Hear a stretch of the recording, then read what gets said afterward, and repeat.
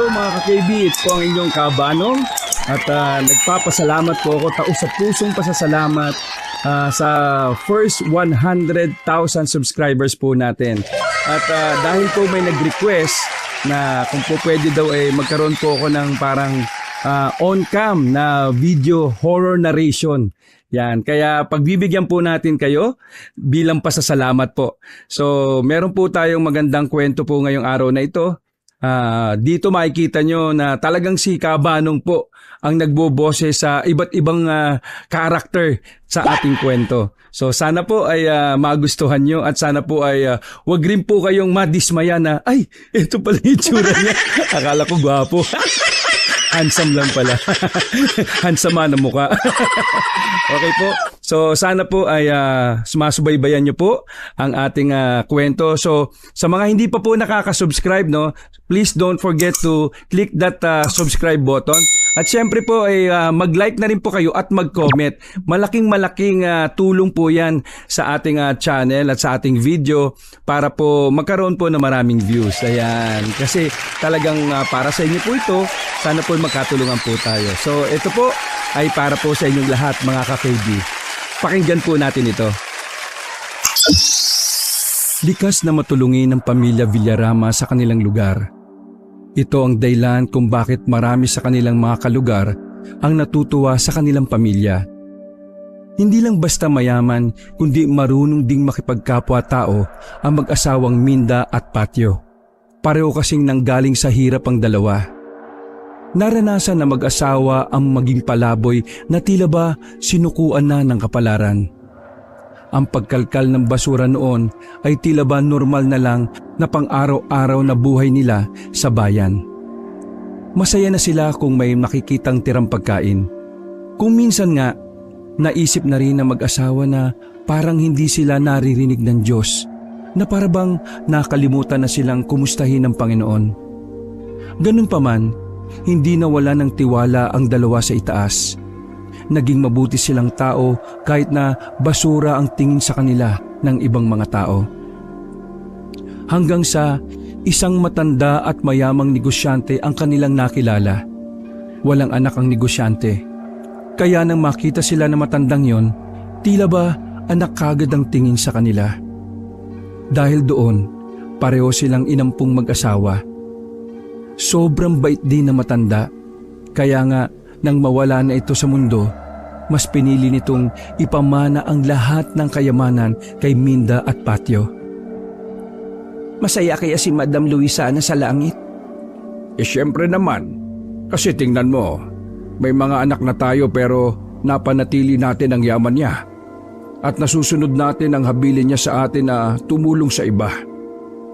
Sayang lang hindi niya naabutan si Rocky. Kabuanan ko noong mawala siya. Ayos lang yon, Minda. Kung nasaan man si Madam ngayon, siguradong masaya ang puso niya. Kaya nga dapat habang malakas pa tayo, ituloy natin ang nasimulan ni Madam Luisana, ang tumulong sa mga nangangailangan. Nagyakap na lamang ang dalawa habang nasa balkonahin ng kanilang mansyon. Masaya nilang pinapanood ang papalubog na araw. Ma, Pa, nandiyan na pala kayo. Napalingon na mag-asawa sa kanilang panganay na anak, si Rocky. Ang lalaking ito ang mas hands-on sa lahat ng kanilang negosyo. Dahil nga ito ang napipintong magpapatakbo ng kanilang mga negosyo. Sinasanay na siya ni Mang Patio sa larangan na yon. Naglalambingan lang kami ng mama mo. Bakit? May problema ba? Wala naman po. May invitation lang si Mr. Perez, yung kliyente natin last time.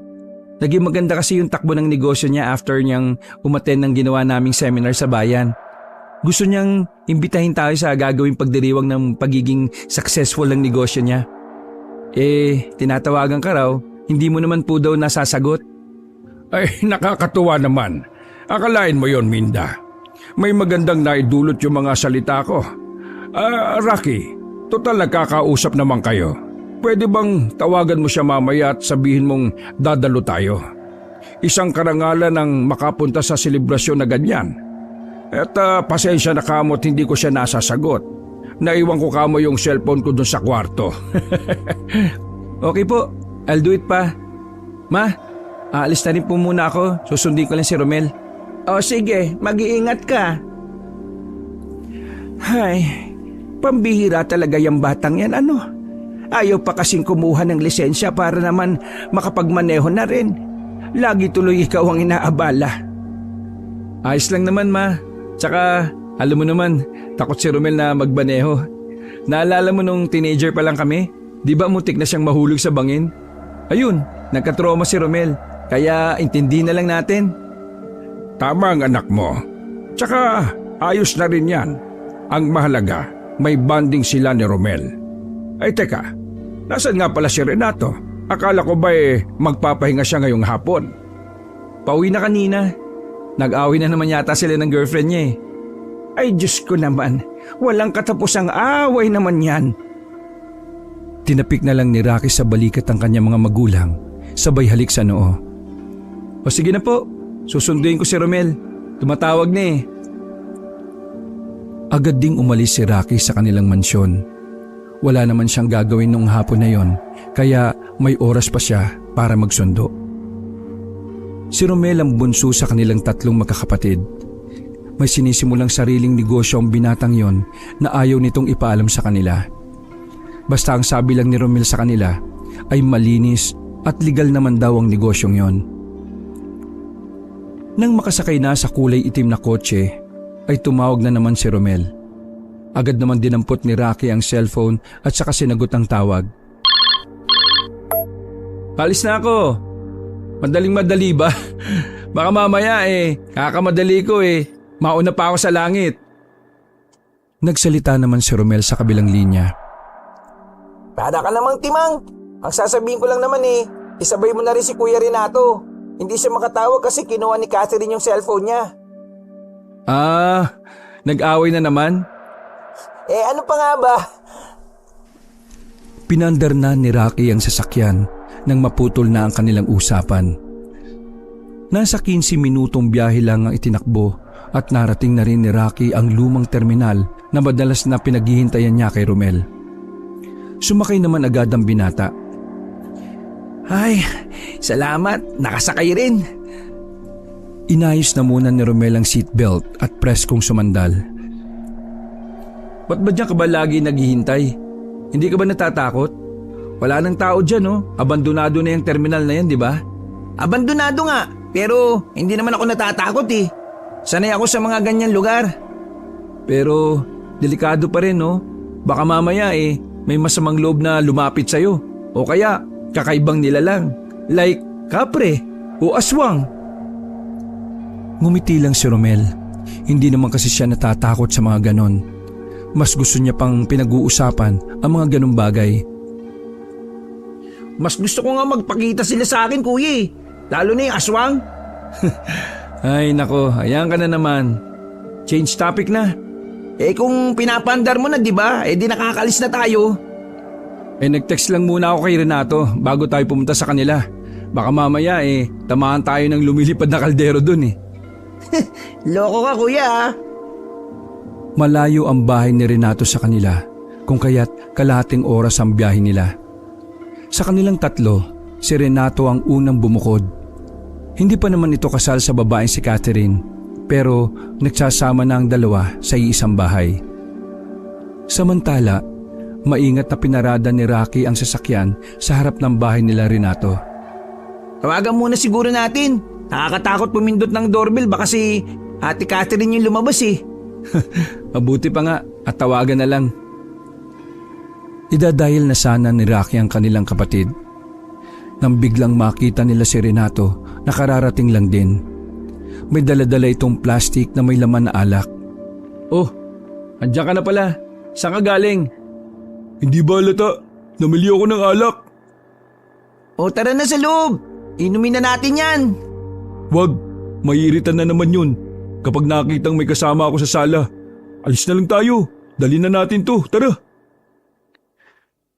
Nauna nang pumasok si Renato sa loob ng sasakyan. Sumunod rin naman kaagad ng dalawa. Kuya Renato, Hindi ka ba magpapaalam kay Ate Catherine? Bro, sabihan mo nga itong si Romel. Walang utak eh. Romel, kapag nagpaalam pa yan, lalong hindi yan makakasama sa bahay. Napailing na lamang si Rocky at pinandar na rin ito ang sasakyan. Habang nasa biyahe sila, ay hindi maiwasang mapag-usapan ang nangyari kay Renato at Catherine. Curious din kasi si Rocky at Romel. So, ano naman ang pinag-awayan ninyo? Bumuntong hininga ang lalaking si Renato. Baka sa mukha nito ang labis na pagkadismaya at pagkaasar. Eh di, dahil lang sa pulubi. Ano? Dahil sa pulubi? Sige nga, kwento mo nga. Oo, teka. Iba yata yan ah. Usually, mga ex mo yung pinag-aawayan nyo. Sabihin mo nga sa amin, ex mo ba yung pulubi? Sira ulo ka rin eh. Dali na! Eh di yun, namamasal kasi kami kanina. May nadaanan kaming babaeng pulubi, namamalimos, kaya binigyan ko. Itong si Catherine eh, parang tanga, pinagsilosan yung pulubi. Hindi ba naman tulig eh. Kaya ko raw binigyan kasi kamukha ng ex ko. Kamukha ng ex mo? Eh di, maganda yung pulubi. Ha? Oo nga eh, maganda nga. Kaya yun, nagalit yung isa. Ang sabihin mo na lang kasi, naalala mo talaga yung ex mo. Hindi naman magagalit si Ate Catherine kung hindi, di ba? Eh wala naman akong ginawa eh. Binigyan ko lang naman ng tinapay at pera yung babaeng pulubi. Hindi ko naman nilaplap. Tapos, pag uwi namin, kung saan sana napunta yung usapan. Nasa pulubi lang kami tapos biglang napunta sa nakaraan. Parang naging historical, hindi hysterical ha. Historical. History. Ay nako, nakakapagod na. Eh ikaw naman kasi, alam mo naman ganun yung girlfriend mo, sinasabayan mo pa. Tsaka paano mo nalaman na kamukha ng ex mo? Ibig sabihin eh, tinitigan mo yung pulubi. Ewan ko sa inyo. Kala ko kakampihan niyo ako. Mga baliw. Kuya, alam mo kasi, kahit kapatid mo kami, hindi naman pwedeng lagi kang kampihan no? Intindi mo na lang si Ate Catherine. Malay mo, buntis. Napatahimik ang magkakapatid sa sinabing yon ni Romel. Sa huli, napangisi na lamang si Renato. Sandali silang nahinto sa kanilang pag-uusap nang biglang magpreno ng malakas si Rocky. Mabuti na lamang ay naka-seatbelt ang dalawa kung kaya't hindi naman sila nauntog. Aray! Ano ba yan? Halos 1 minuto munang hindi nagsalita ang lalaking si Rocky. Nakikiramdam lamang sila sa nangyari. Maya-maya, nakita na lang nilang tumayo ang isang matandang lalaki sa harapan ng sasakyan. Kuya Rocky, nadali mo ba? Nanlalaki ang mata ni Rocky at Renato na mapagtanto ang nangyari. Ha? Hindi ko alam eh. Lumabas ng sasakyan ng magkakapatid para lapitan ang matanda. Nakatayo lang yon habang nakatungkod. Madungis ang kasuotan nito at punit-punit. Parang matigas na rin ang buhok. Tay, ayos lang kayo? Nabundol ko ba kayo? Isa-isa silang tiningnan ng matanda. Hindi naman ako nasagi, iho. Nagulat lamang ako kaya ako natumba. Sigurado kayo? Walang masakit sa inyo? Tumango lamang ang matanda. Eh kung dali na lang kaya natin sa ospital para makasiguro tayo na wala talaga siyang seryosong galos. Tay, ayos lang ba sa inyo na sumama kayo sa amin sa ospital? Ipapacheck ko namin kayo. Ay nako, kayo ang bahala. Pero sinasabi ko na sa inyo na wala naman akong galos. Eh para na rin po makasiguro tayo. Kasi kung nahagip namin kayo, pananagutan po namin kayo. Inalalayan ng dalawa ang matanda papasok ng sasakyan. Habang si Renato naman ay napapakamot na lamang sa ulo. Nakakaramdam siya ng pagkailang. Hindi naman sa ayaw niya sa pulubi. Sadyang iritado lang siya dahil sa pulubing naging dahilan ng pag-aaway nila ni Catherine. Bago pumasok sa driver's seat si Rocky, ay sandaling hinilan ni Renato ang lalaki papunta sa likuran ng sasakyan. Uy kuya, sigurado ba kayo dyan? Baka babayaan yan eh. Modus yan ha. Peperahan lang tayo niyan pagdating sa ospital. Huwag kang mag-isip ng ganyan. Eh paano kung talagang nadali natin siya? Eh di yari tayo kina mama at papa. Hindi nila tayo pinalaki ng walang pakialam sa kapwa, no? Sige na, sakay na. Wala nang nagawa pa si Renato kundi ang sumang-ayon na lang. Katabi niya sa backseat ang matanda. Ang kinagandahan lang nun, kahit pulubi ay hindi naman nangangamoy ang matanda. Nagpakilala sa kanila ang matanda bilang si Tiburcio. Ayon sa matanda, matagal na raw itong nagpapalaboy-laboy mula nang iwan siya ng kanyang asawa at mga anak. Sa kwento ng matanda ay naawa naman si Rocky. Malambot lang din kasi ang puso niya kagaya ng kanilang mga magulang. Nadala nila ang matanda sa ospital. Agad din naman silang naasikaso dahil na rin sa koneksyon nila. Ayon sa doktor na tumingin ay wala naman daw seryosong damage ang matanda. May gasgas lang ang tuhod dahil sa pagtumba ng magulat ito. Kahit na ganoon ay kinargo pa rin ni Rocky ang matanda. Anong sabi nila mama at papa? Si Romel ang kumausap at nagpaalam kay Minda at Patio tungkol sa nangyari. Gusto nila na dalhin sa mansyon si Lolo Tiburcio. Wait, what? Gusto makausap nila papa at mama. May i-offer silang tulong doon sa matanda. Yan ang problema sa parents natin eh. Ang dali-dali nilang magtiwala sa mga hindi nila kilala. Hindi na ba sila nadala sa dati nilang tinulungan na bigla na lang nawala dala ang pera nila? Ay nako, pambira naman oh. Bro, ibang kaso naman yun. Yung mga yun kasi hindi naman pulubi. Estudyante yun. Itong si Lolo Tiburcio, hopeless na to bro. Kapag walang tumulong dito, baka sa kalsada na lang malagutan ng hininga. Bakit kasi tutol ka? Doon nga sa pulubi na babae, tumulong ka eh. Pero dito sa matanda, ayaw mo. Di pinatunayan mo lang na tamang nagalit si Ate Catherine kasi tutulong ka lang kapag kamukha ng ex mo. Uy, nag-iisip ka ba? Yung babaeng pulubi hindi ko naman dinala sa bahay. Ito dadalin nyo. Knowing na wala naman tayong background sa pagkatao niya. Are you guys using your brain? Puro kayo awa eh. Isip-isip rin pag may time. Ay nako, ang mabuti pa, umuwi na tayo sa bahay. Doon natin pag-usapan lahat kapag kaharap na sila mama at papa. Let's go! Nauna nang naglakad sa hallway si Rocky. Sumunod naman si Renato. Samantalang si Romel naman ang sumunod sa matanda palabas ng silid. Pag-uwi nila ay tuluyan ng walang nagawa si Renato.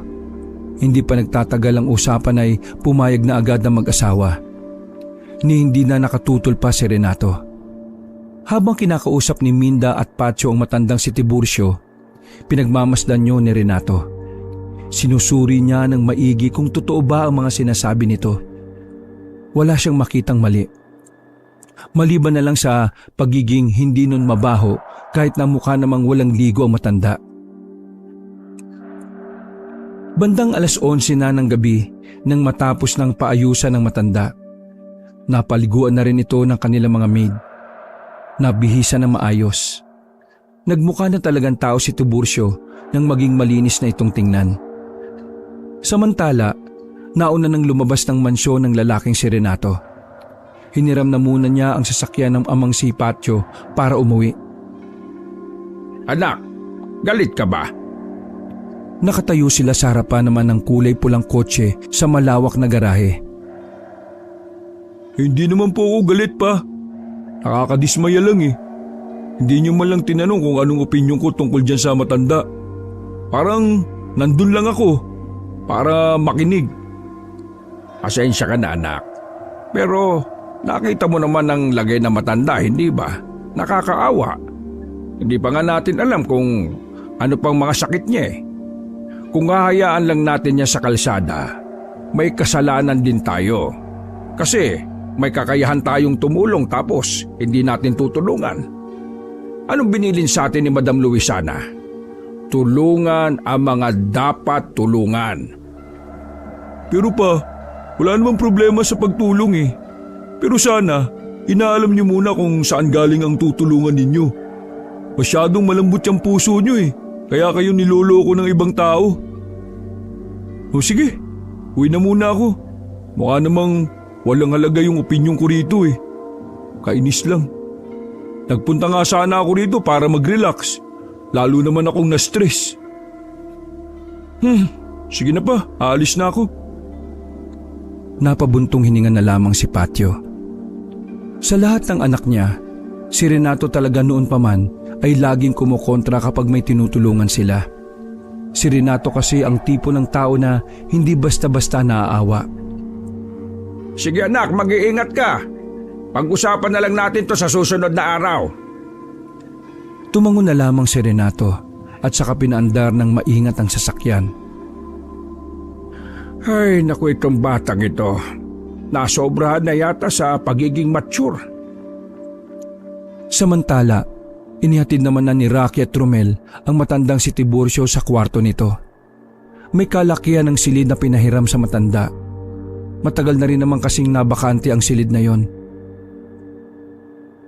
Lolo Tiburcio, dito na po muna kayo titira ha, hanggat wala pa pong bakante sa ampunan namin. Ayos lang po ba sa inyo ang ganitong kwarto? Kung hindi naman po pwede naman po natin kayong ilipat. May bakante pa naman na 2 doon sa taas. Yuyuko-yuko na naglakad ang matandang lumapit kay Rocky. Hinawakan nito ang kamay ng binata. Ay, nako, wag na. Sobra-sobra na ang tulong na binigay nyo sa akin. Isa pa, maganda naman ang silid na ito. Ngayon lang ako nakaranas na matulog sa ganito kagandang silid. Ay naku po, baka naman po nahiya lang kayo sa amin ha. Hindi. Ayos lang talaga ako rito. Ang hiling ko na lang, ayos lang ba na hindi ko isara ang bintana para nakakapasok yung hangin? Ay oo naman po, ayos lang po. Pero marami naman pong electric fan dito Baka kasi magkasakit kayo kapag... Ay, masanay ako sa sariwang hangin kaya ayos lang ako. Matagal siyang nagpalaboy-laboy kuya, kaya mas yun talaga ang gusto niya. Oo sige po, kung ano pong gusto nyo at kung saan po kayo mas komportable. Ay, maraming salamat sa inyo. Masayang iniwan ng magkapatid na si Rocky at Romel ang matanda. Magaan ang kanilang kalooban dahil mayroon na naman silang natulungan. Ang hindi nila alam sa pagdating ng matanda ay may malaking pagbabago na paparating sa kanilang buhay.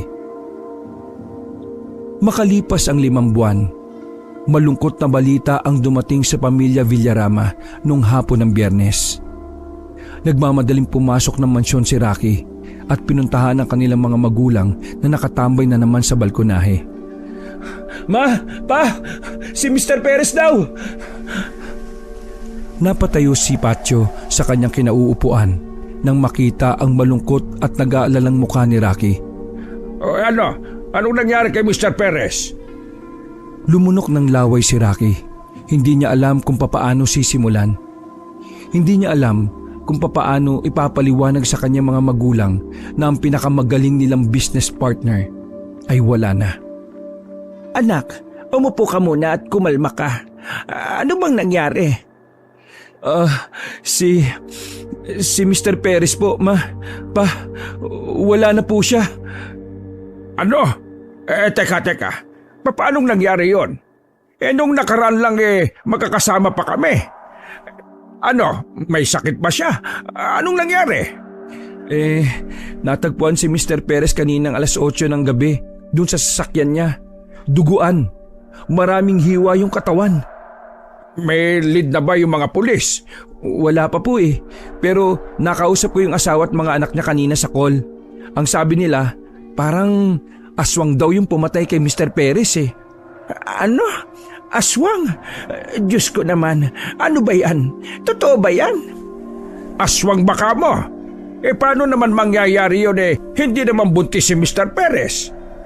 Hindi ko nga rin po maintindihan sa pamilya niya Basta, ang sabi sa akin ni Mrs. Perez, bago daw mangyari yun, may nasasabi sa kanila si Mr. Perez at meron daw parang sumusunod sa kanyang palagi kapag naalis. Ay, Diyos ko, Panginoon. Paano kung totoo ngang aswang yon? Patio, siya pa naman ang pinakamagaling na business partner natin. Paano na ang negosyo natin?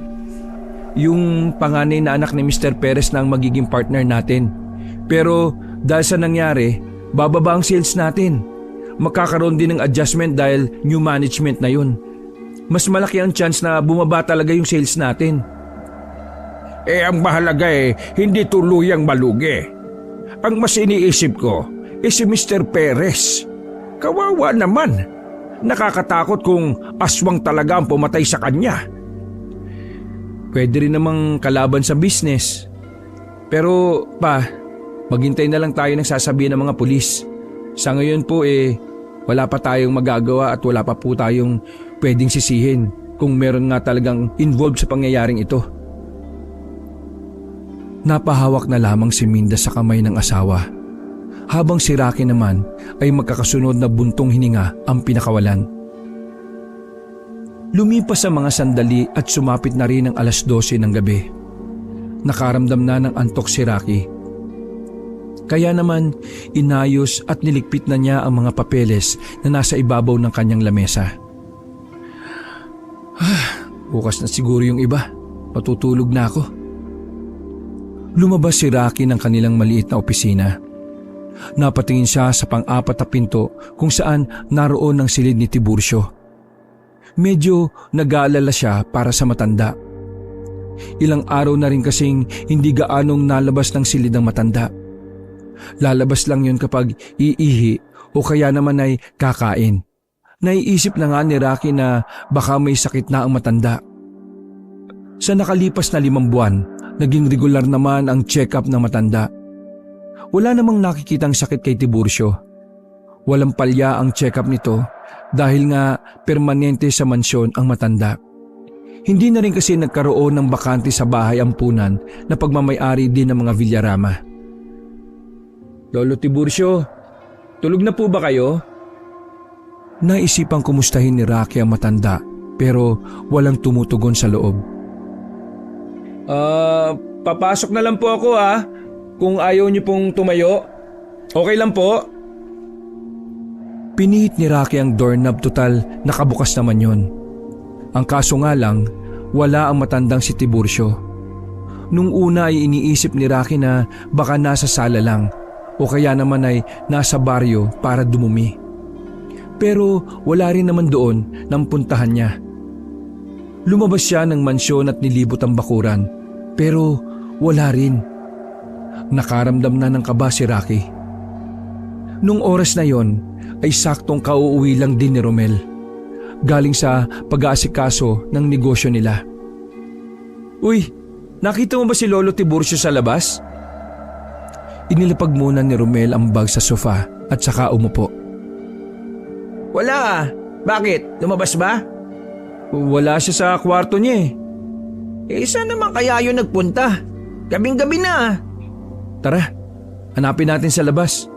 Magpapahinga ka na ba? Hindi. Tara. Di naman ako pagod Samahan na kita. Walang sinayang na pagkakataon ng magkapatid.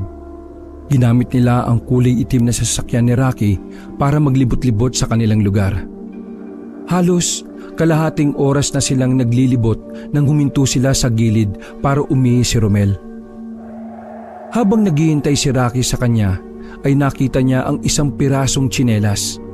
Dinampot niya yon at napagtantong yun pala ay pagmamay-ari ni Tiburcio. Uy! Bilisan mo dyan! Palagay ko dumaan dito si Lolo Tiburcio. Nang matapos na si Romel ay nakita rin niya ang tsinelas na yon. Uy! Oo nga no! Tsinelas niya yan Nagmamadaling bumalik ng sasakyan ng dalawa. Pagliko nila sa kaliwang kanto, napatigil na naman sila nang may makitang babae na lumabas mula sa bahay. Buntis ang babaeng yon. Ang palagay ng dalawa ay nasa 6 na buwan na rin. Palapit yon sa kanila. Humihingi ng tulong habang tarantang-taranta. Paglapit ng babae ay agad na pinagkakatok ng babae ang salamin ng sasakyan. Binuksan naman kagad ni Romel ang pintuan sa likuran. Tulungan mo ako! Inaaswang ako! Nagtindigan ang balahibo ng dalawa sa kanilang narinig. Nang ibalik nila ang tingin sa harapan ng sasakyan, may isang tao nang naglalakad palapit. Ayan! Aswang yan! Bilis! Alis na! Aswang yan! Hindi pa man nakakalapit ang lalaki sa kanila, ay inatras na agad ni Rocky ang sasakyan. Kinabig niya ang manibela at saka humarurot ng alis. Nawala na sa isipan nila si Lolo Tiburcio. Natuon ang atensyon nila sa babaeng takot na kanilang isinakay sa sasakyan. Sigurado po ba kayong aswang yon? Oo, sigurado. Aswang yon. Noong nakaraan pa siya umaaligid sa bahay sa parehong oras. Ngayon lang siya pumasok sa bahay dahil wala ang asawa ko. Nanahimik ang magkapatid pero aminado sila na maging sila ay natatakot din. Alauna nang dalhin ni Rocky at Romel ang babaeng buntis sa pamunuan ng barangay. Kilala ng kapitan ang magkapatid na Rocky at Romel, kaya naman agad silang pinaniwalaan ng kapitan at ng mga tanod. Matapos pakalmahin at kausapin ng babae, ay umalis na rin doon ang magkapatid. Pinaubaya na lang nila sa mga tanod ang paghahanap kay Tiburcio. Tingin mo, aswang ba talaga yon? Ako ba talaga tinanong mo ha? Alam mo naman na mula pagkabata naniniwala na ako sa mga ganyan. Siyempre, sasabihin ko oo, aswang talaga yun. Kita mo naman sa reaksyon at kung gaano katakot yung babae kanina, di ba? Huminga ng malalim si Rocky habang siya ay nagmamaneho. Delikado pala ngayon, no? Pero si Lolo Tiburcio, nasaan na kaya? Baka mamaya niyan makasalubong niya na pala yung aswang. Pagka-uwi nila ay walang ganang umupo ang dalawa sa sofa. Sandali silang napatulala habang nakatingin sa kisame ng bahay. Narinig nila na may mga yabag ng paa sa itaas. Alam nila kung kanino yon dahil mabagal lang ang bawat hakbang. Pagsilip nila sa hagdan, agad nilang sinalubong si Tiburcio. Naku, Lolo Tiburcio, saan ba kayo nanggaling? Hinanap namin kayo kanina. Tila ba nag-iisip pa ng sasabihin ng matanda. Nakatingin lang ito sa kanila. Nasa sasakyan po yung isa niyong tsinelas. Naiwan niyo po yata habang naglalakad Bakit kayo umalis? May problema ho ba? Ayaw niyo na po ba rito? Huminga ng malalim si Tiburcio bago nagsalita. Hindi naman sa ayaw. Naisip ko lang na masyado na akong pabigat dito. Pulubi lang naman ako pero pinagsisilbihan pa ako ng mga kasambahay ninyo.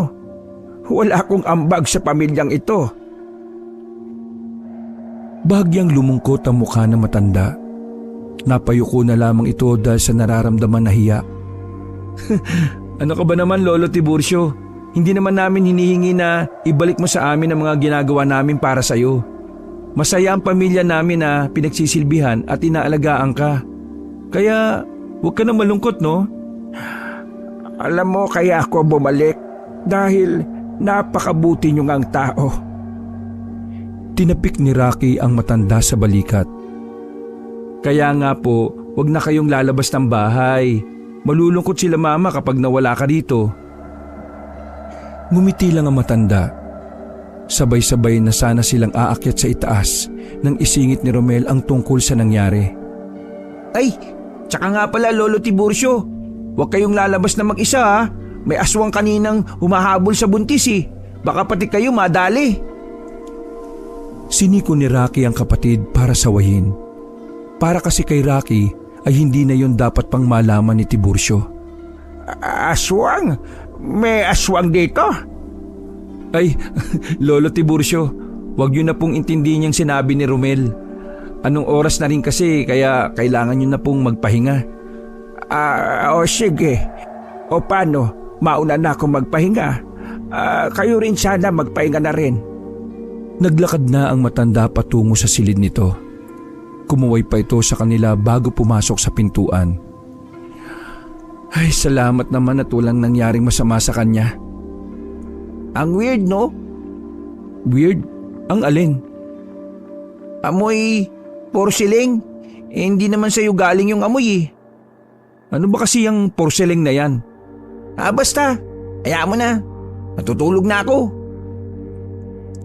Kinabukasan, Kinansila lahat ng pamilya Villarama ang lahat ng kanilang appointment. Ito ay dahil dadalo sila ng unang burol ni Mr. Perez. Gabi pa ang kanilang alis pero hapon pa lang ay hindi na mapalagay si Rocky.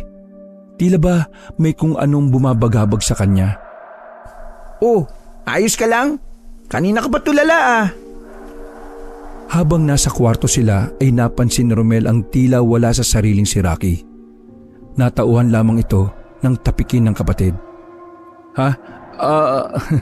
Ayos lang. Napapaisip lang ako dun sa sinabi sa akin ni Mrs. Perez tungkol dun sa pagkamatay ni Mr. Perez. O bakit? Ano raw ba yung update mula sa mga pulis? Napailing si Rocky. Wala silang mahanap na lead eh. Wala silang maituro kung sino. Napakalinis kasi talaga ng record ni Mr. Perez. Kaya napaka-imposible na may nakaaway siya. Hanggang ngayon, sinusubukan pa rin ng mga pulis sumanap ng matinong lead eh. Pero napapaisip ako, Romel eh. What if aswang nga talaga ang pumatay sa kanya? Eh kung aswang nga, ano naman ang dahilan? Puro kalmot lang naman ang meron sa katawan ni Mr. Perez, di ba? Alam mo kasi, ang aswang kapag gutom, laman loob ang punteriya. Eh di ba, hindi naman nagalaw yung laman loob ni Mr. Perez? Eh kung hindi pala siya kakainin, ibig sabihin, balak lang talaga siyang patayin? Humarap si Romel sa salamin at nag-ayos ng kanyang necktie.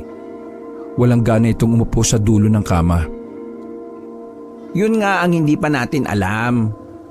Oh, tara na at babiyahe pa tayo. Ready na sila mama at papa. Tayo na lang nihintay no. 6:00 na ng hapon na makaalis ang pamilya Villarama. Inihabilin muna nila ang mansyon sa mga kasambahay. Gabi na nang makarating sila sa burol. Lumapit sila sa kabaong ni Mr. Perez. Nakita nila ang mga tila kalmot sa mukha ng negosyante. Sa burol ay usap-usapan na rin ang tungkol sa aswang. Nasa isang gilid lang ang pamilya Villarama. Pero pakiramdam nila, nababalot ng misteryo at hiwaga ang pagkamatay ni Mr. Perez. Mga dakong alauna na ng madaling araw na makatanggap ng text si Rocky mula kay Aling Pinyang.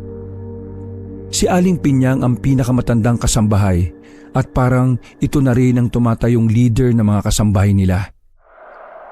Nanlalaki ang mata ni Rocky nang mabasa ang text message. Agad niyang pinakita ang mensahe sa kanyang ama na si Patio. Sabay-sabay silang tumayo at kalmado nang nagpaalam kay Mr. Perez.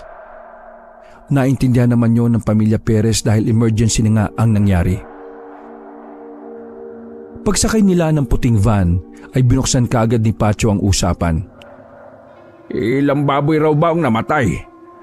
Punyemas naman oh. Galit na galit si Pacho nang malaman na nadali ang mga pambenta nilang baboy sa kanilang farm. Pinandar na muna ni Rocky ang sasakyan saka sinagot ang ama. Sad to say pa, lahat daw patay eh. Sabi pa ni Aling Pinyang, lahat daw duguan. Eh, hindi ko pa alam kung nagsuka ng dugo o baka may nangyari pang kakaiba. Hindi pa nagre-reply si Aling Pinyang eh. Rocky, dahan-dahan ka sa pagdadrive at gabi na ha. Madilim ang daan. Tumangon na lamang si Rocky bilang pagsang-ayon sa kanyang ina. Habang nasa biyahe, ay hindi maiwasan ni Renato na makisabat sa usapan. Hindi niyo ba napapansin? Mula nang dumating si Mang Tiburcio sa mansyon sunod-sunod na kamalasan na nangyari. Si Mr. Perez na magaling na business partner, namatay. Tapos ngayon, yung mga baboy naman. Yeah, hindi magandang ibintang sa matanda yung mga nangyayari ngayon. Wala naman siyang ginawa eh. Malas nga, di ba? Kahit yung lugar natin minamalas eh. Ngayon, may aswang pa sa atin. Baka naman kasi si Mang... Tumahimik ka na muna, Renato. Hindi makakatulong ang mga sinasabi mo.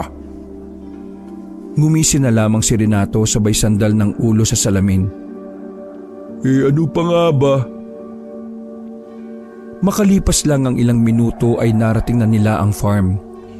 Inuna nila yung daanan dahil naroon ang mga baboy. Sinalubong naman sila ni Aling Pinyang na siyang nakatoka roon bukod sa pag-aasikaso sa mansyon. Sir, ang mga baboy patay. Diyos ko po, kalunos-lunos po. Nagmamadaling dinala sila ni Aling Pinyang sa kulungan ng mga baboy. Napatakip na lamang si Minda ng bibig nang makita ang mga baboy na wala ng buhay. Diyos ko, Patyo, ano ba nangyayari sa mga alaga nating baboy? Nanginginig sa galit si Patyo sa kanilang nasaksihan. Habang iniisa-isa nila ang mga baboy, napansin nilang mga wala ng laman loob ang mga yon. Wakwak na ang mga tiyan, linis na linis. Pasensya na sir, hindi ko nabantayan. Natutulog na kasi ako nang marinig kong nagiiyakan ng mga baboy eh. Wala kang kasalanan. Ang gusto ko lang malaman ay kung wala ka bang nakitang naaligid dito nung hapon. Umiling lang si Aling Pinyang. Pa, ma, dinali ng aswang yung mga baboy. Napalingon silang lahat kay Romel na sinusuri ang mga baboy. At paano mo na malalaman? Mga laman loob kasi ang gusto ng mga aswang. Bukod pa dun, tingnan nyo yung ibang baboy binutasan sa liig. Parang inipon muna sa balde yung mga dugo nila. At isa pang napansin ko, may mga kalmot dito sa bakal. Halatang nahirapan ng mga aswang dahil sa ingay nito at liksi. Bakit tayo naman ang ginugulo ng aswang na yan? Di kaya sinasabutay kayo ng aswang? Una, pinatay si Mr. Perez. Pangalawa, ito mga baboy. Lahat ng may kinalaman sa negosyo natin tinatapis eh. Para ano? Para malugi tayo? So sinasabi mong businessman din yung aswang? Halatang naasar si Renato sa sinabi ni Romel kaya tinapik na ni Rocky ang balikat ni Renato. Hindi ngayon ang tamang pagkakataon para magdebate. Ang mabuti pa, Aling Pinyang, tumawag kayo ng mga pulis. Nagmamadaling umalis ang Ali pabalik sa mansyon. Kaunting lakad lang din naman ang mansyon mula sa kanilang farm kaya umuwi na lang din muna sila. Gising na ang kasambahay sa alanganing oras na yon nang dumating sila. Lahat ng mukha ng mga kasambahay ay natatakot at nababahala. Pakihanda nga kami ng mainit na maiinom. Maraming salamat po. Pasuyo na lang ha. Tumango naman ang kasambahay na inutusan ni Rocky. Habang nasa sala sila, ay biglang naisip ni Rocky ang matandang si Tiburcio. Nag-aalala naman siya na baka lumabas na naman ito. Kaya naman, sandali siyang tumayo at umakyat sa itaas. Pagsilip niya sa silid na matanda, ay wala siyang nakitang tao roon. Aba, nasaan na naman yun? Hindi niya namalaya na nakasunod na pala sa kanya si Romel. Oya, bakit? Ano nangyari? Si Lolo Tiburcio, wala na naman. Ito namang si Lolo, sumasabay pa eh. Baka nandyan lang yan sa tabi-tabi. Nang aalis na sana sila, ay biglang dumating ang matanda. Sa kabilang daan ito dumaan kaya hindi nakita sa sala. Tiningnan nila mula ulo hanggang paa ang matanda. Nakita nila na may bahid ng dugo ang kamay at paa nito. May mga bagay na naglaro sa isipan ni Rocky. Iba naman ang naiisip ni Romel noong mga sandaling yon. Lolo Tiburcio, ano po nangyari sa inyo? Bakit may dugo kayo? Tiningnan muna ni Tiburcio ang kanyang kamay at paa. Inosente itong nagbalik ng tingin. Pumunta ako sa baboyan eh. Narinig ko kasi yung nangyari. Sinubukan kong buhayin yung isang baboy kaso hindi ako nagtagumpay eh. Tapos gusto ko lang sanang makatulong. Hindi ko inakala na lahat pala ng baboy namatay. Ganun po ba? Oo, ganun nga. Pasensya na kung hindi ako nagpaalam. Nataranta lang talaga ako at gusto ko talaga makatulong. Ay, ayos lang ho. Sige po, magugas ka na. Tapos magpahinga na rin po kayo.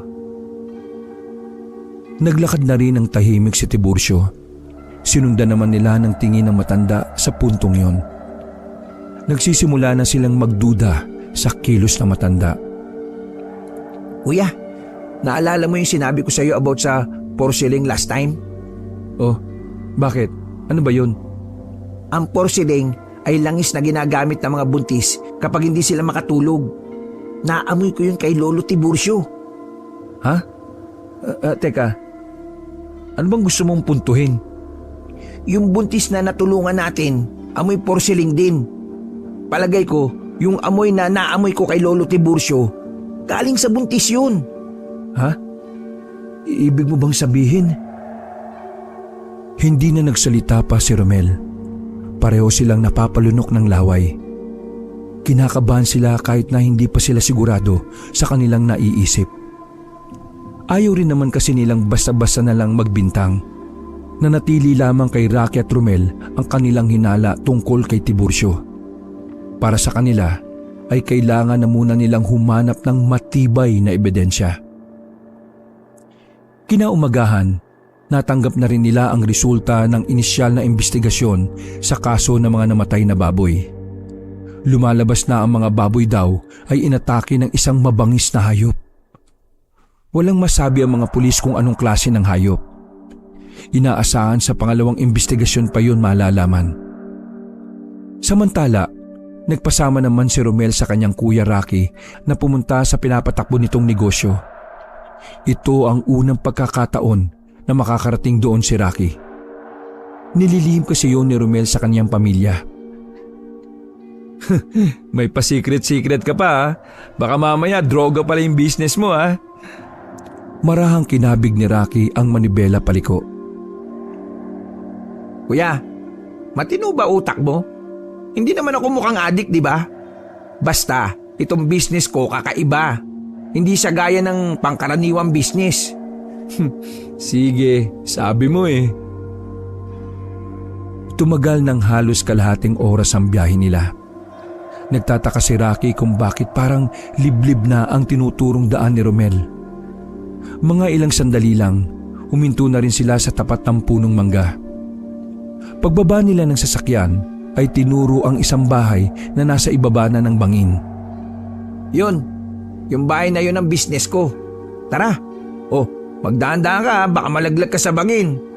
Hoy Romel, pinagtitripan mo ba ako? Anong business na sinasabi mo ay liblib na to? Tapos bangin naman yung tinuturo mo. Ay naku kuya, basta sumama ka na lang. Maingat na naglakad ang dalawa. Todo kapit si Rocky sa kanyang kapatid habang nasa gilid sila ng bangin. Nang makarating na sila sa harapan ng bahay ay kinuha na ni Romel ang susi. Sa kanya binuksan ang pintuan. O sige kuya, pasok! Namangha si Rocky nang makita ang tila bilihan ng mga lumang gamit. Pero nang pagmasdan niyang mabuti ang mga nakasabit, nakita niyang mga kwintas at kung ano-anong pulseras ang mga naroon. May iba ring bagay doon na hindi maintindihan ni Rocky kung ano. Tol, ano ba itong mga binibenta mo? Welcome sa aking liwanag store. Ang mga nandito ay iba't ibang uri ng pangontra, agimat, anting-anting at iba pang kagamitan na ginagamit sa pagpuksa sa iba't ibang nilalang. Gaya na lang ng aswang. Lintik ka. May ganito ka pala, di sana nahuli na natin yung aswang. Nagbebenta lang ako hindi akong lumalaban. Tsaka wala pa rito yung in-order ko na panlaban at pangontra sa aswang. Manggagaling pa yun sa mabagsik na albularyo ng Luzon eh. Ayos ah. Talagang tinuloy mo yung pangarap mo nung bata pa tayo no? Pero hindi ba delikado rito? Walang dadagsa dito tuwing linggo kung delikado. Isa pa, hindi naman ako nagpapaabot ng gabi. Ay, siya nga pala kuya. Para malaman natin kung aswang ba talaga si Lolo Tiburcio, kailangan natin siyang mapakain ng may bawang. Doon natin malalaman kung ano yung magiging reaksyon niya. Oo nga bawang. O sige, ikaw bahala. May kinuha si Romel na isang supot ng bawang. Kakaiba ang kulay ng bawang na yon. Kulay berde ito na may halong kulay asul. Oh, tol, ano yan? Bawang yan? Oo, bawang ito. Ito talaga yung mga bawang na ginagamit sa aswang. Hindi yung bawang na mabibili lang sa palengke, pagluto lang yun eh. Pagkatapos ng dalawa na kunin ang bawang, ay umalis na rin sila kaagad. Wala ang mga magulang nila nang umuwi sila sa mansyon. Base sa mga kasambahay, umalis si Pacho at Minda kasama ang matandang si Tiburcio. Ipapacheck up daw ang matanda kung may iba pa itong sakit. Sinamantala ng dalawa na wala si Tiburcio sa mansyon para mag-usisa sa silid nito. Pumasok sila roon at naghanap ng kung anong may koneksyon sa pagiging aswang. Ano bang hinahanap talaga natin? Di ebidensya malamang. Wala naman tayong makita rito eh. Nasilip mo na ba yung ilalim ng kama? Ha? Yoko nga, malikabok kaya dun. Ang arte naman ito. Tabi, ako na nga. Sumilip si Romel sa ilalim ng kama. Kinapakapa niya pa ang ilalim pero wala naman siyang makuha sa sahig. Puro alikabok lang ang naroon. Pero nang kapain naman niya ang kama, may naramdaman siyang parang may maliit na libro doon. Agad niyang kinuha yon. Tingnan mo oh. Hawak-hawak niya ang libro na katamtaman lang ang laki. Tingnan mo nga yung nakasulat sa loob. Dahan-dahan binuklat ni Romel ang libro. Medyo kinakabahan sila dahil pakiramdam nila ay may itinatago talaga ang matanda. Naningkit ang kanilang mga mata nang makita ang mga nakasulat sa libro. Maliliit kasi ang mga letra, tapos hindi pa nila maintindihan kung anong klaseng lingwahe ang ginamit. Mukhang Latin ang mga yan ah. Ha? Latin? Latin ang mga ginagamit ng mga mangkukulam at aswang eh. Di ibig sabihin, aswang nga talaga si Lolo Tiburcio. Teka. Sandali. Baka may malaman pa tayo sa librong ito. Tingnan uli natin. Pinagpatuloy ni Romel ang pagbuklat ng libro. Nang makarating na sila sa bandang gitna, nakita nila ang isang imahe na parang halimaw. May pakpak yun sa likuran at mahaba ang binti. Mahaba rin ang dila at ang tenga. Wala na bang iba? Hindi natin pwedeng sabihin na aswang si Lolo Tiburcio nang dahil lang dyan sa mga ganyan. Hindi naman talaga siya aswang. Masyado lang tayo nag-iisip. Paano mo ipapaliwanag yung libro na yan? Pwedeng matagal na yan dyan sa ilalim ng kama. Di ba, segunda mano naman yung kama na yan? Baka kasama na ito sa kama nung binili nila Papa. Ay, ewan. Wala naman tayong mapapala eh. Basta, ituloy na lang natin yung balak natin na pakainin si Lolo Tiburcio ng may bawang. Hapon na makauwi ang mag-asawang Pacho at Minda. Nakita pa ng dalawa na nag-uusap si Pacho at ang matandang si Tiburcio habang sila ay nasa balkonahe. Habang si Minda naman ay nauna nang pumasok sa mansyon. Akala ng dalawa ay normal lang ang usapan ni Pacho at ni Tiburcio. Pero maya-maya lamang ay nakita na lang nilang bumagsak si Pacho sa lapag. Nakahawak ito sa kanyang kaliwang dibdib. Papa! Sumenyas na si Tiburcio na inatake daw di umano sa puso si Pacho. Dali-dali naman bumaba si Rocky at Romel.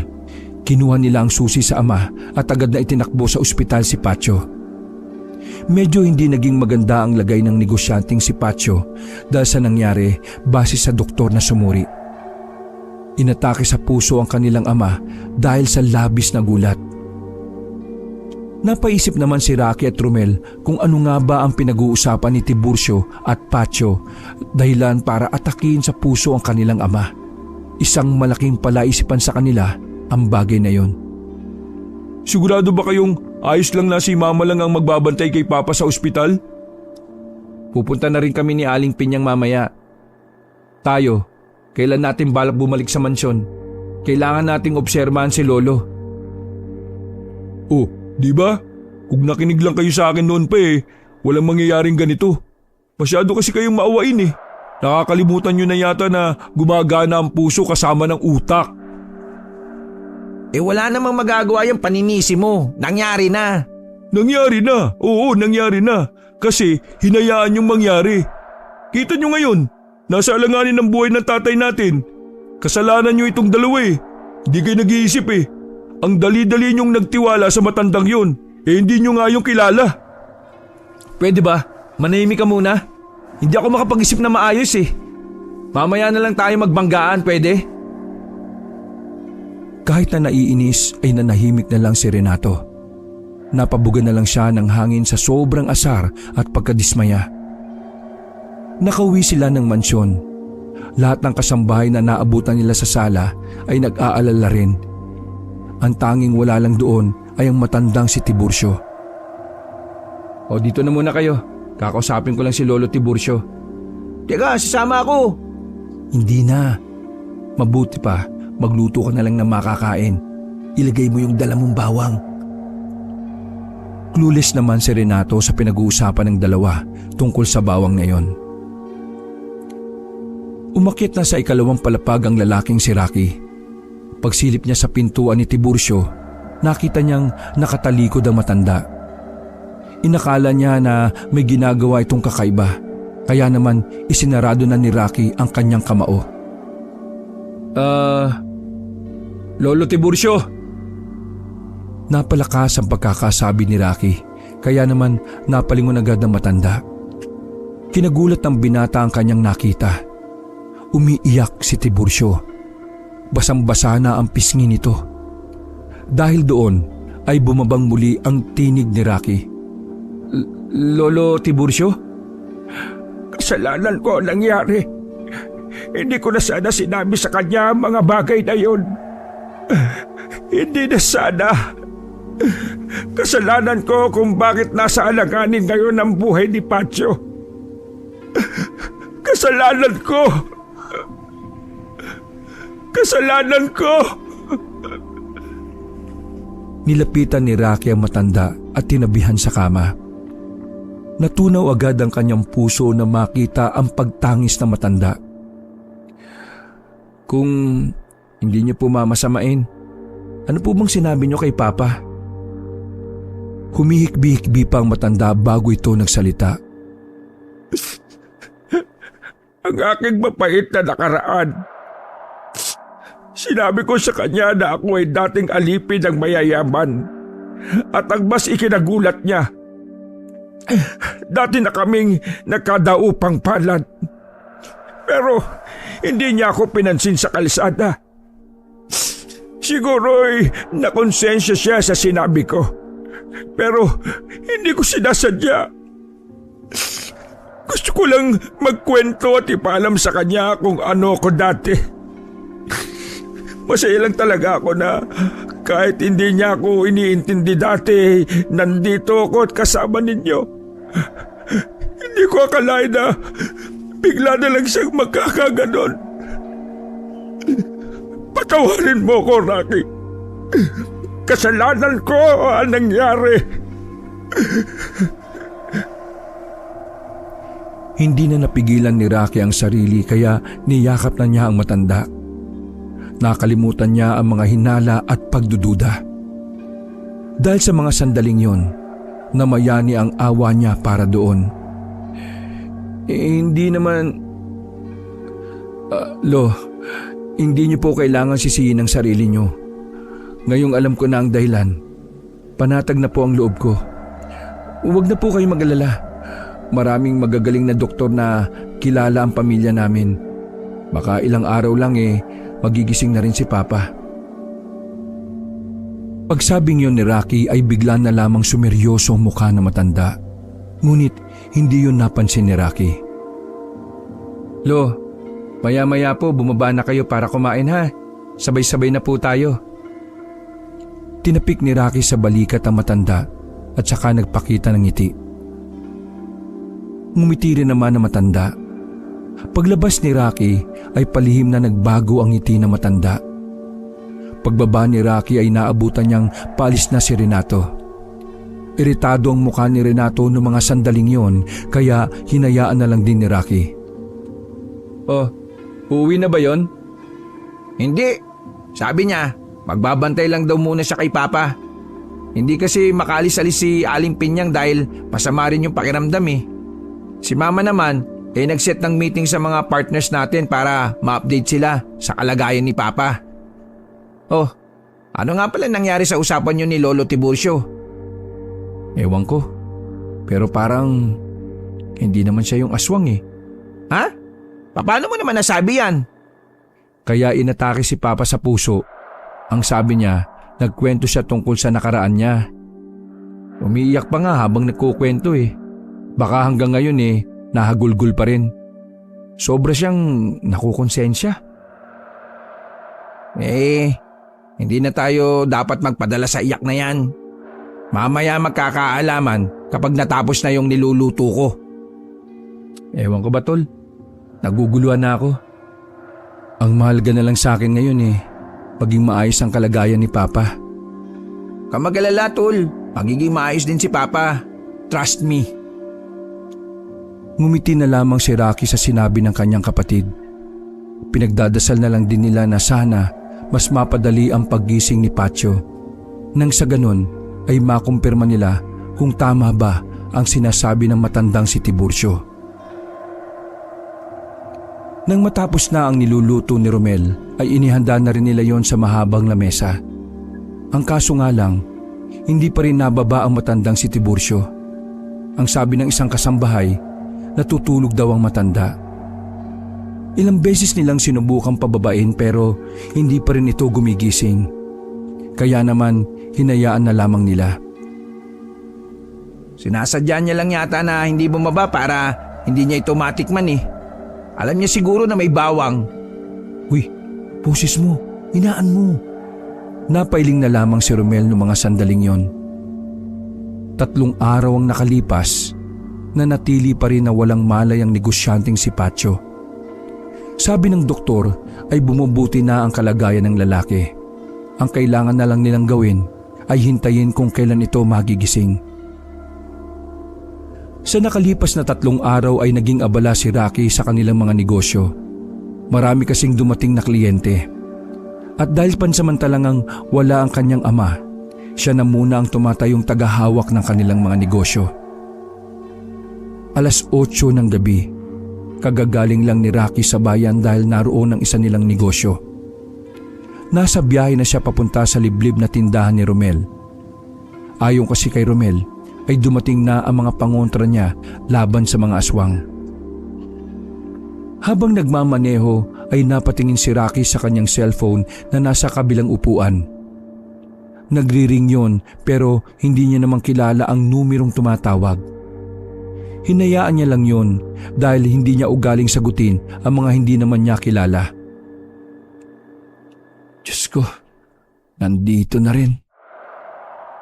Ay, pambirang lugar to. Nakakatakot.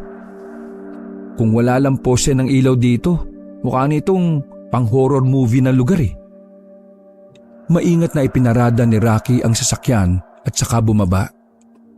Dahan-dahan siyang naglakad pababa hanggang sa nakarating na siya sa tindahan ni Rocky. Oh, nandiyan ka na pala kuya. Tara, pasok ka. Uy, next time, pumili ka na ng matinong lugar ha. Hindi yung nakakatakot. Tinawanan lang siya ni Romel. Pagtingin ni Rocky sa kahoy na lamesa na nasa gitna ng maliit na sala, nakita niya ang iba't ibang uri ng armas na nakalatag doon. Ayan na yung binili ko kuya. May buntot pagi, may punyal na binabad sa bawang na may asin, langis na kumukulo kapag may aswang, at yung itak naman, pamatay talaga sa aswang yan. Sabi ng albularyo, kapag tinamaan mo niyan ng aswang, manghihina ka agad. Hindi yan gaya ng ibang itak na kapag tinaga mo sa aswang makakalipad pa. Tapos, yung mga pulseras at kwintas naman, mga pangontra para hindi ka maadapuan ng sakit na gawa ng aswang. At para hindi ka na rin malapitan.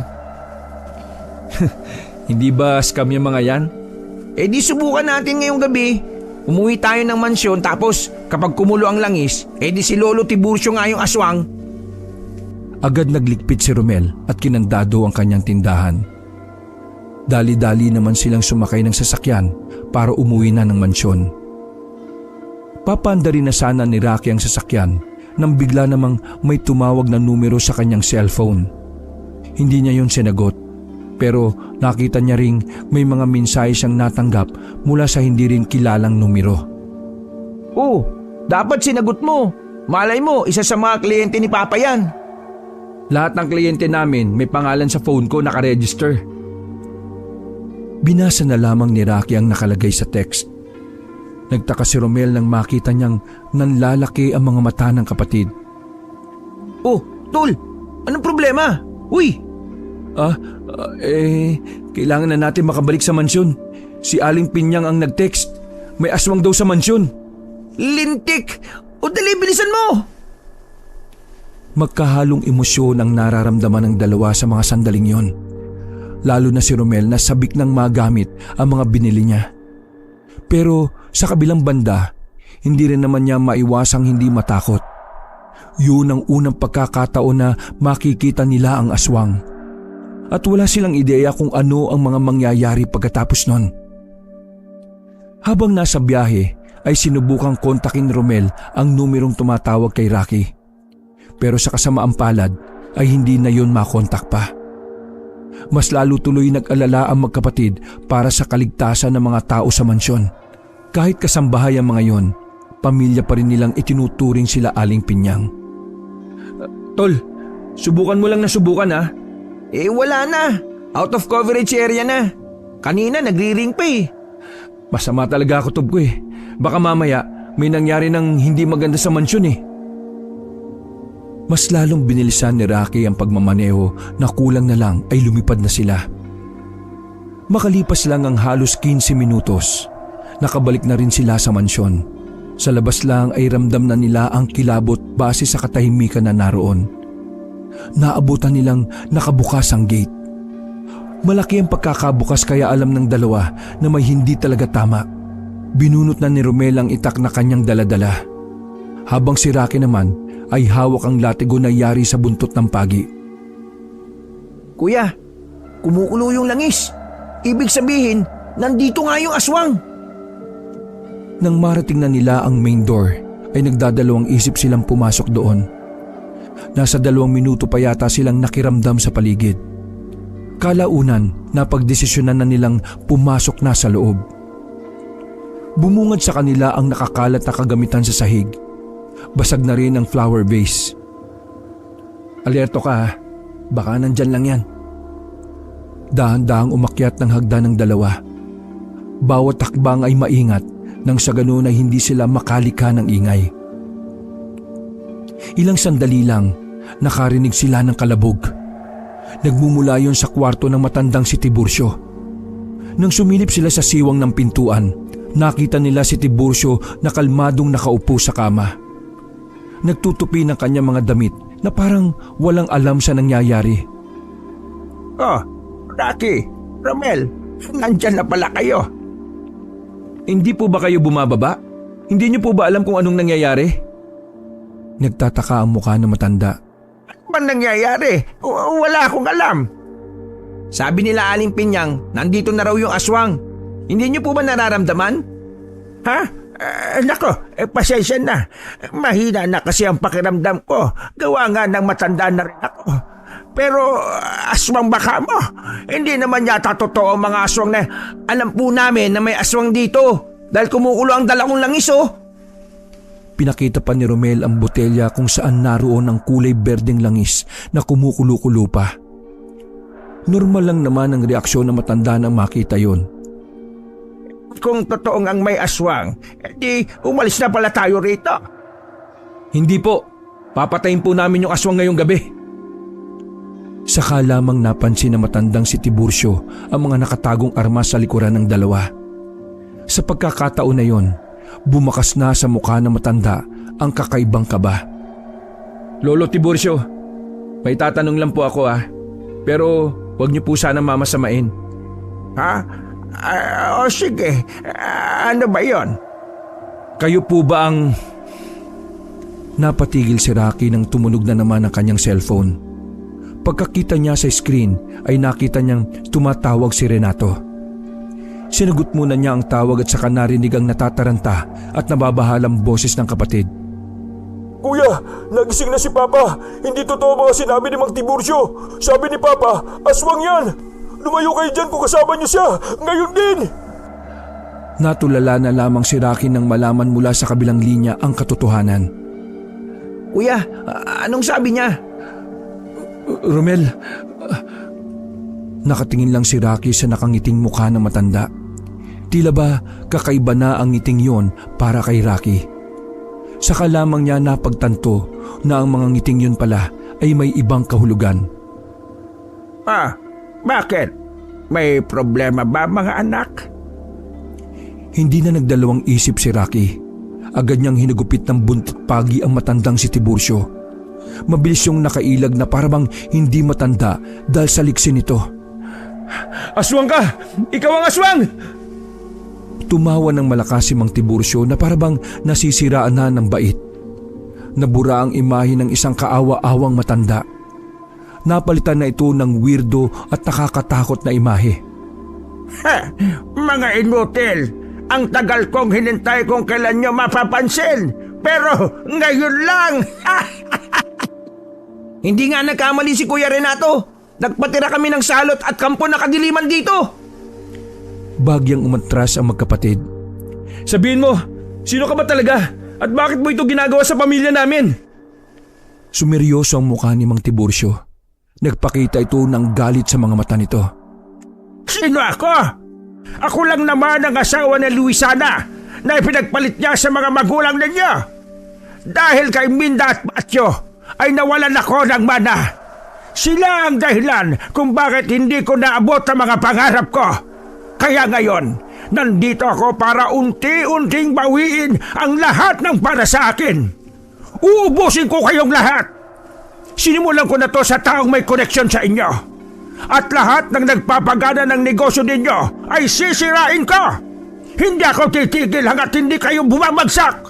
Babawiin ko ang sa akin. Babawiin ko! Matagal na kayong hiwalay ni Madam Luisana nang makilala ng asawa mo ang mga magulang namin. Kaya noon pa lang, wala ka ng karapatan. Bigla na lamang nagbago ang anyo ni Mang Tiburcio. Humaba ang nguso at mga tenga nito. Kumulubot din ang mukha nito at dumami ang buhok sa katawan. Dumiretso din ang katawan nito na dati ay kuba. Umatake agad ang aswang. Tinamaan si Rocky sa braso kaya agad na nabitiwan nito ang latigo. Nasa aktong lalapay na ni Mang Tiburcio si Rocky. Buti na lang ay nakagawa agad ng aksyon si Romel. Tinamaan niya ng taga ang aswang sa bandang balikat. Dahil doon ay bagyang nanghina ang aswang. Pero hindi pa rin yun naging hadlang para umatake ito ulit. Sa pagkakataon naman na yun, ay si Romel naman ang tinamaan sa tagiliran. Agad na bumagsak ang binata. Walang-wala na silang magagawa sa mga oras na yun. Habang si Mang Tiburcio naman ay tila handang-handa ng kainin silang dalawa. Paalam mga iho! Total, kayo naman ang nandito. Uunahin ko na kayo at isusunod ko na ang nanay niyong si Minda. Dinakma ni Mang Tiburcio si Rocky. Winasak na nito ang damit ng binata at naglalaway na nakatingin sa tiyan ni Rocky. Nang nasa aktong bubutasin na nito ang tiyan ni Rocky, ay isang malakas na putok ang kanilang narinig. Nabitiwan ng aswang si Rocky. Napansin na lang nila na may dugo na sa balikat si Mang Tiburcio. Paglingon nila sa pintuan ay nakita nila ang ginang na si Minda na may hawak na baril. Yun ang baril na matagal nang itinatago ng mag-asawa at ilalabas lamang sa oras ng kagipitan. Walang iya ka, Tiburcio! Wala kang karapatan! Nasaktan ang pamilya ko! Lalapit pa sana si Mang Tiburcio pero muling nagpaputok ang ginang. Inasinta ng ginang ang ulo ng matanda dahil dati na rin pala itong nagtitraining. Tadtad ng bala sa ulo ang aswang hanggang sa tuluyan na nga itong bumagsak sa sahig. Diyos ko mga anak, may dugo kayo! Nilapitan ng ginang ang dalawa at inalalayang makatayo. Ayos lang kami, ma. Ay, ako ma, hindi.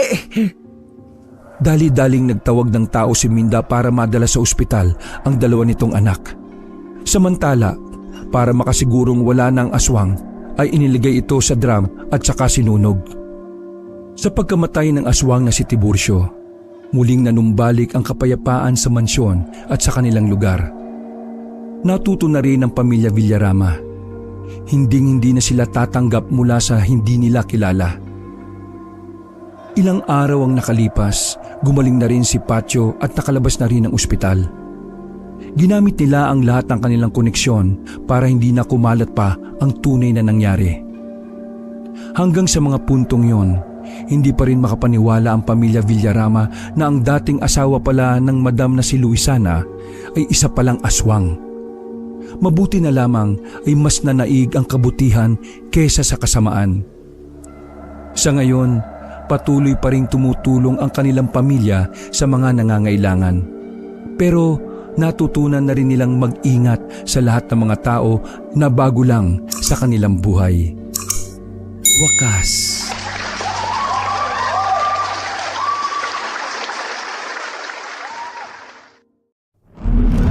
Hello mga ka-KB, ito po ang inyong